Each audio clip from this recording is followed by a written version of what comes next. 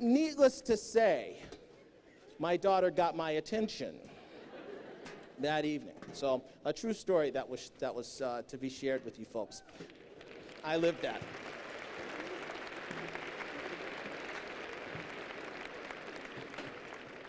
I want to thank a whole bunch of people who made this evening possible.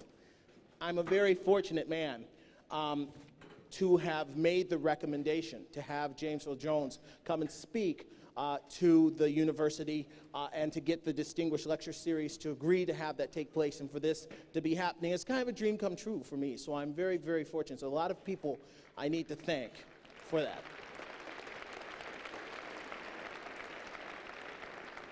The first group of people to thank, it's not a person, but it's a group.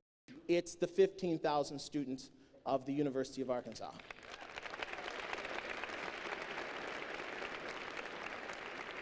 It is the student activities fee that makes it possible to bring people like Ehud Barak, Benazir Bhutto, James Earl Jones to the campus.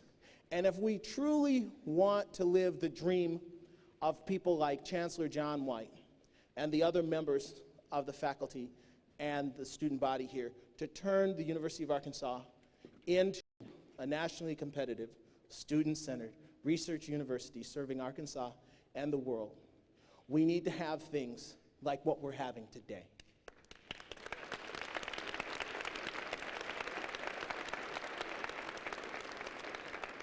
The other person, now going down the list now, the other person to thank very much for this is your ASG president, Stephanie Gosnell. She really does care about the students.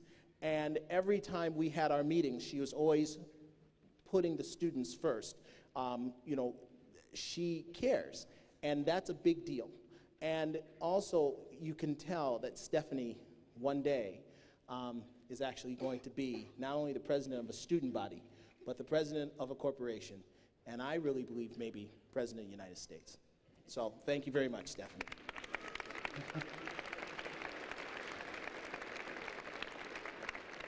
And it doesn't hurt that she's so tall. I mean, she's so tall. The other people to thank, Dr. Charles Adams, who's with Fulbright College. He has been very helpful, and he's part of the Martin Luther King Committee. Lonnie Williams, Dr. Lonnie Williams, who has been inspirational to me. Voice of reason. Lonnie, I always come at him with all this enthusiasm. Like, well, Lonnie, we're going to have flowers on the thing. We're going to have all this. And he's like, calm down and take something to with this, okay? And so Lonnie very much helps me with keeping control. Other people to thank, Dr. Catherine Sampson in the law school. She is a self-professed curmudgeon. I don't believe that at all. She is a wonderful person who has always sort of helped me get from one point to the next. So I thank Catherine Sampson so much. Thank you, Kathy. And we can keep on going and going and going and thanking more and more people. But I know what you're really here to see. So there's one other person to thank, and that is this man right here, Dr. Martin Luther King. Because, folks, this is the reason the whole week exists, is for him.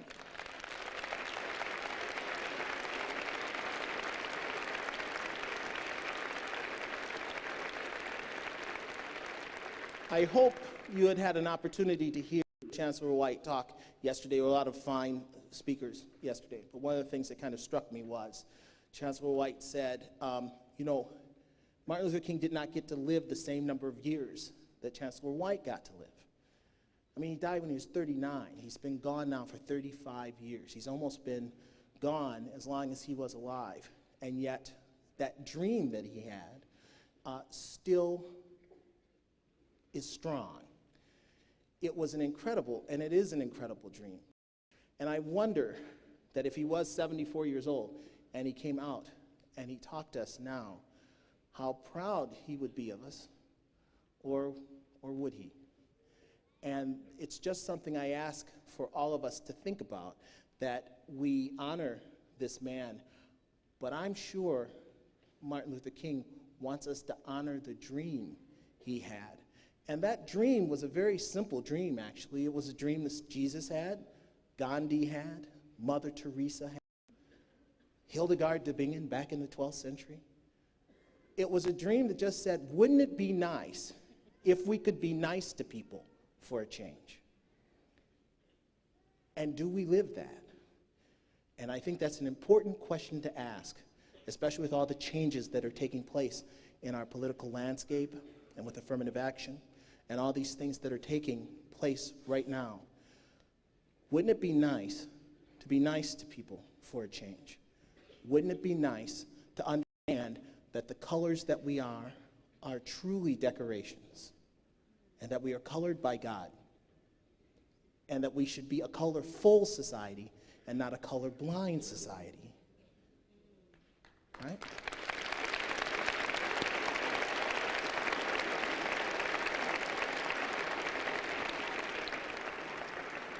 So I would like to light a candle for Dr. King.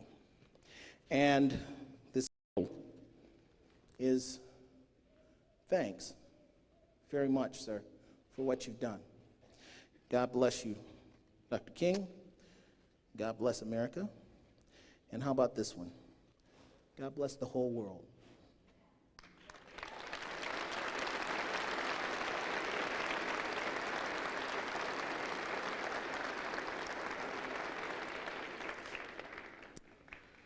James Earl Jones, it's time, huh? The most recognized voice in cinema. One of the most recognizable voices on planet Earth. He is the voice of Verizon. He is the voice of CNN. He is Mufasa. He is Darth Vader.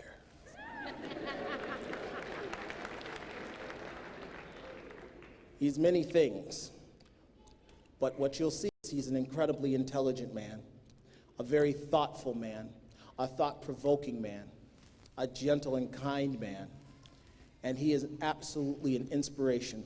Would we be able to live a tenth of the life that this man has led, we would consider ourselves to be wildly successful. It's such an honor to have him here.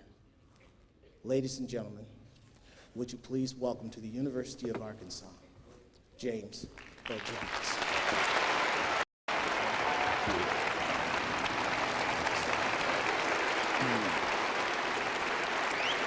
Thank you.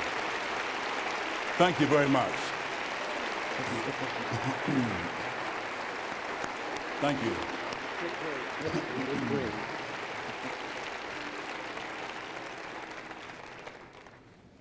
Thank you for your hospitality.